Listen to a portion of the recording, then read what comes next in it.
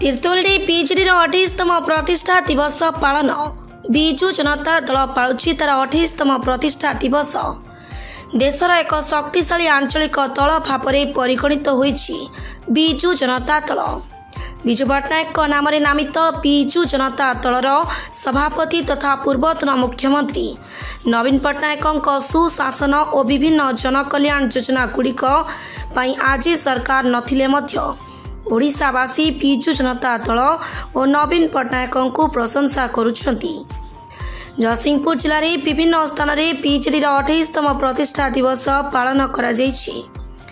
Tirtol block BJD ସଭାପତି ଗଙ୍ଗାଧର ବିଶ୍ୱାଳଙ୍କ ସଭାପତିତ୍ୱରେ ଆୟୋଜିତ ସଭାରେ ମୁଖ୍ୟ ଅତିଥି ଭାବେ ମାନ୍ୟବର ବିଧାୟକ ଡକ୍ଟର ରମାକାନ୍ତ ଭୋଇ, ପୂର୍ବତନ ସାଂସଦ ଡକ୍ଟର ରାଜଶ୍ରୀ ମଲ୍ଲିକ, ଜିଲ୍ଲା ବିଜେଡି ସଭାପତି ରବି ନାରାୟଣ ଜେନା, ଉପସଭାପତି ଅଶ୍ୱିନୀ ଦାସ, ବସନ୍ତ ମହାପାତ୍ର, ତିର୍ତ୍ତୋଲ ରଘୁନାଥପୁର ଏବଂ ପିରିଡି ବ୍ଲକ ସଭାପତି ଏବଂ ବ୍ଲକ ଅଧ୍ୟକ୍ଷଙ୍କ ସମେତ ଜିଲ୍ଲା ପରିଷଦ ସଭ୍ୟମାନେ ଯୋଗ ଦେଇଥିଲେ। ଅତିଥିଗଣ ବିଜୁ ପଟ୍ଟନାୟକଙ୍କ ଫଟୋଚିତ୍ରରେ ପୁଷ୍ପମାଲ୍ୟ ଅର୍ପଣ ସହିତ ପ୍ରଦୀପ ପ୍ରଜ୍ୱଳନ କରିବା ପରେ ସଭା କାର୍ଯ୍ୟ ଆରମ୍ଭ ହୋଇଥିଲା। ଆୟୋଜିତ ସଭାରେ ଉପସ୍ଥିତ ଅତିଥିମାନେ ସ୍ୱର୍ଗତ ବିଜୁ ପଟ୍ଟନାୟକଙ୍କୁ ମନେ ପକାଇବା ସହିତ ନବୀନ ପଟ୍ଟନାୟକଙ୍କ ନେତୃତ୍ୱରେ ଦଳକୁ ସୁଦୃଢ଼ କରିବାକୁ ସମସ୍ତ ଦଳୀୟ କର୍ମୀମାନଙ୍କୁ ଆହ୍ୱାନ ଦେଇଥିଲେ। ବିଜୁ ପଟ୍ଟନାୟକ ଯେଉଁ ସ୍ୱପ୍ନ ଦେଖିଥିଲେ ତାଙ୍କ ସୁପୁତ୍ର ନବୀନ ପଟ୍ଟନାୟକ ମଧ୍ୟ ଅନେକ କାର୍ଯ୍ୟ କରିଛନ୍ତି। ଗତ ନିର୍ବାଚନରେ ଦଳ ପରାଜୟ ବରଣ କରିଥିଲେ ମଧ୍ୟ ନବୀନ ବାବୁ ଆଜି ଓଡ଼ିଶାବାସୀଙ୍କ ହୃଦୟରେ ରହିଛନ୍ତି। ବିଜେପି ସରକାର ଦେଇଥିବା ପ୍ରତିଶ୍ରୁତିକୁ ପୂରଣ କରିନାହିଁ। ବିଭିନ୍ନ ଯୋଜନା ନାମରେ ଲୋକଙ୍କୁ ଭୁଆଁ ବୁଲାଉଥିବା ନେଇ କହିଛନ୍ତି ଦଳୀୟ ନେତୃତ୍ୱ। ବ୍ଲକ ବିଜେଡି ସମ୍ପାଦକ ଅମରଜ୍ୟୋତି ସାହୁ ଅତିଥି ପରିଚୟ ପ୍ରଦାନ କରିଥିଲେ। ଦେଖନ୍ତୁ, ଆଜି ଆମର ସାରା ଓଡ଼ିଶାରେ 30 ଯାକ ଜିଲ୍ଲାରେ ଆଜି 28ତମ ଆମର ବିଜୁ ଜନତା ଦଳର ପ୍ରତିଷ୍ଠା ଦିବସ ମହା ସମାରୋହରେ ପାଳନ କରାଯାଉଛି। ବର୍ଷା ସତ୍ତ୍ୱେ, ଅନୁକୂଳ ପାଗ ସତ୍ତ୍ୱେ ଆଜି ଶଙ୍ଖ ଭବନ ମଧ୍ୟ ମୁଁ ଯାଇଥିଲି। ସେଠି ଲକ୍ଷ ଲକ୍ଷ ମାନେ କର୍ମକର୍ତ୍ତା ଆଜି ଯୋଉ ପ୍ରକାର ଆଜି ନବୀନ ବାବୁଙ୍କୁ ସ୍ୱାଗତ କଲେ ଏବଂ ଯୋଉ ପ୍ରକାର ସେଠି ଯୋଉ ମାହୋଲ ଥିଲା, ନିଶ୍ଚିତ ଭାବରେ ଆମେ ନବୀନ ପଟ୍ଟନାୟକ ଆମର ଯୋଉ କାମ କରିଛନ୍ତି, ଲୋକଙ୍କର ଭଲ ପାଇବା ଅଛି। ସବୁବେଳେ ନବୀନ ପଟ୍ଟନାୟକ ସମସ୍ତଙ୍କର ହୃଦୟରେ ରହିଛନ୍ତି।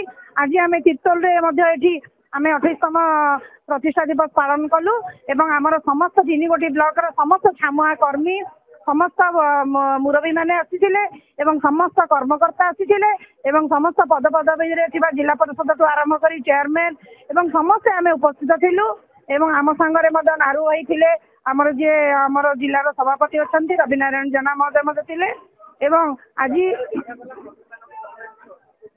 ନାଇଁ ସେ ଅସନ୍ତୋଷ ସେଟା ନୁହଁ, ସେମାନେ ତାଙ୍କର ଅସନ୍ତୋଷକୁ ଆମ ଆଗରେ ଉପସ୍ଥାପନ କରୁଥିଲେ। ନିଶ୍ଚିତ ଭାବରେ ତାଙ୍କର ଯାହା ବି ମନରେ ଅଛି ଆମକୁ କହିଲେ ଆମେ ଜାଣିବୁ, ନିଶ୍ଚିତ ଭାବରେ ତାକୁ ଆମେ ରେକ୍ଟିଫାଏ କରିବୁ ଏବଂ ତାଙ୍କର ଅସନ୍ତୋଷ କିଛି ନାହିଁ। କିଛି ଲୋକ ଆତ୍ମଘାତୀ କାମ କରିଛନ୍ତି ବୋଲି ସେମାନେ କହୁଥିଲେ।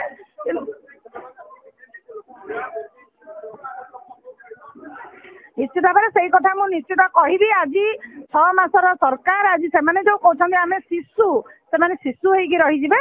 4 ବର୍ଷ ତାଙ୍କ ହାତରୁ ମଧ୍ୟ ଏମିତି ଶିଶୁ ହେଇକି ପଳେଇବ ଆମେ ଯାହା ବିଶ୍ୱାସ କରୁଛୁ। କାହିଁକି ନା ଆମେ ଦେଖିଲୁ କୌଣସି ଜାଗାରେ ମାଟି ମୁଠା ଏପର୍ଯ୍ୟନ୍ତ ପକେଇ ନାହାନ୍ତି, କୌଣସି ଜାଗାରେ ତାଙ୍କର ଟଙ୍କାଟିଏ ଖର୍ଚ୍ଚ ଏପର୍ଯ୍ୟନ୍ତ ବଜେଟରୁ ଖର୍ଚ୍ଚ କରିପାରିନାହାନ୍ତି।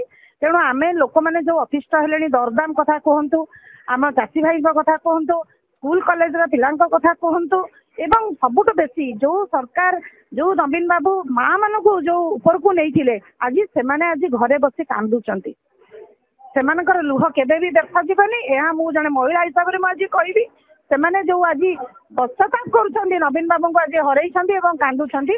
ନିଶ୍ଚିତ ଭାବରେ ଆମେ ନବୀନ ବାବୁଙ୍କ ଉପରେ ଆମର ସମ୍ପୂର୍ଣ୍ଣ ରୂପେ ଭରସା ରଖିଛନ୍ତି, ସେମାନେ ଆମେ ବି ରଖିଛୁ ଏବଂ ଆମେ କର୍ମୀ ମାନେ ସମସ୍ତେ ଆଜି ଜି ଜାନ ଲଗେଇଦେବୁ, ନବୀନ ବାବୁଙ୍କ ପଛରେ ଅଛୁ, ସର୍ବଦା ରହିବୁ ଏବଂ ଏ ଦଳକୁ ଆହୁରି ପୁଣି ଥରେ ଆମେ ଛିଡା କରେଇବୁ।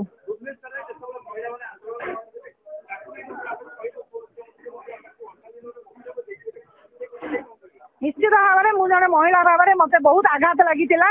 ଜଣେ ମହିଳାଙ୍କୁ କିଭଳି ଭାବରେ ଏଭଳି ଅବସ୍ଥା ସେ କହିପାରିଲେ, ସେ କଥାକୁ ମଧ୍ୟ ମୁଁ ଆଜି ପର୍ଯ୍ୟନ୍ତ ବିଶ୍ୱାସ ରଖି ପାରୁନାହିଁ ଏବଂ ତାଙ୍କର ଯୋଉ ଓଡିଆ अस्मिता ସେମାନେ ଯୋଉ କହୁଥିଲେ, ଆଜି ଓଡିଆ अस्मिताର ପରିଚୟ ସେମାନେ ଦେଇଛନ୍ତି। ମୁଁ ଆଉ ଅଧିକ କିଛି ଆଲୋଚନା କରିବାକୁ ଚାହୁଁନି।